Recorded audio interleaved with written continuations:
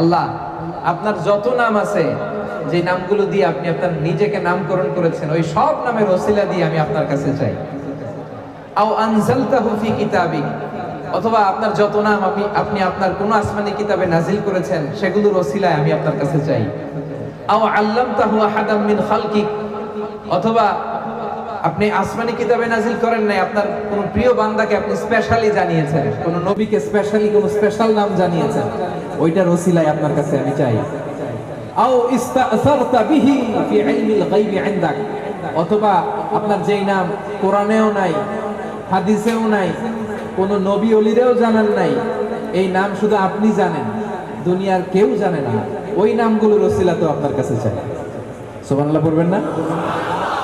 তার মানে বিষ্ণু ইসা ইসলাম আল্লাহর নামগুলো ধরে ধরে দোয়া করতেন।